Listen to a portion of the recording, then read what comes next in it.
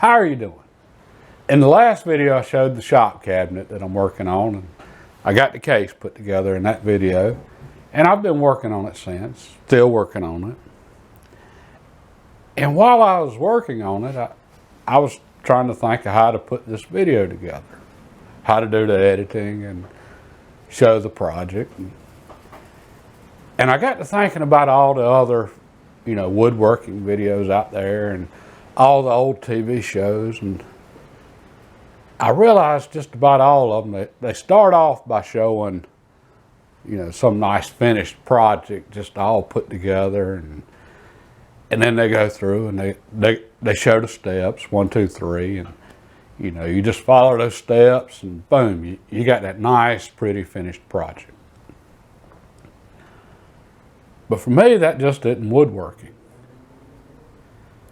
All right, those videos leave out a lot. For instance, what's in the name? Woodworking.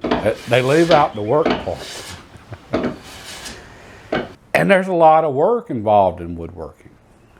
I mean, it is what it says. It's splinters in your hands, and heavy lumber, and plywood, and covered in sawdust.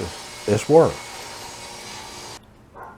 Well, I thought about that while I was working, and why do they do it that way? Why have shows and videos for so many years left the work part out and started with that really nice, finished, whatever they're making in that show?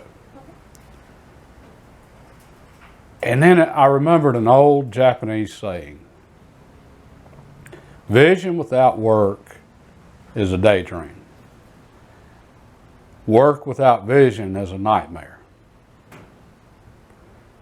And that saying's always stuck with me. And I thought about it, and then I thought about woodworking. Well, woodworking starts with vision. I have a vision of what I want this cabinet to be. And that vision's why I started building it, and that vision is why I keep putting in the work to finish it, to get to that point. And then I realized all those woodworking shows, when they start with that nice finished project, well, what they're doing is they're starting with the vision. Their vision, but still a vision. And when we see that nice finished project, when we see their vision, well, that motivates us to want to watch the show to see how they created that, to learn how they did that. So, that might motivate us to go build something like that.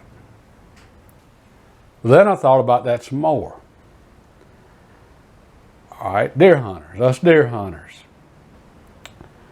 When we see a thumbnail, and for those of you that don't know, thumbnail is just the picture of the video that you click on to watch a video. When we see a thumbnail with a giant buck that somebody got on that thumbnail, we want to click on it. All right, for us, that's our vision. For us hunters, when we get up, 2 hours before daylight to get out of a warm bed to go climb up a cold tree in the middle of the woods, that thought of, maybe getting that big deer that day, that's our motivation. That's our vision. Fishing, when you see that video with that giant fish on there, that's the motivation, the vision for us fishing. All right, and then I got to thinking more about that, and well, a lot of the things we want aren't actual things. So I noticed with a lot of videos, since they couldn't put a picture of actual thing for abstract stuff, they put it in the title. Titles like how to make a lot of money. All right, they can't show a picture of that, but for a lot of people, that's their vision. And when they see that title, how to make a lot of money, they click on it. All right, so what's the life lesson from all this rambling I'm doing here? Well, the life lesson is almost anything worth accomplishing requires work, whether it's, you know, anything you might want, losing weight, getting healthy, saving money, making money, hunting, fishing, building a business or building a cabinet. It all requires work. All right, but before you're going to start on any of that, you have to have a vision. Anything you might want to accomplish, you need a vision. And it's the vision that motivates you to want to start doing whatever it is.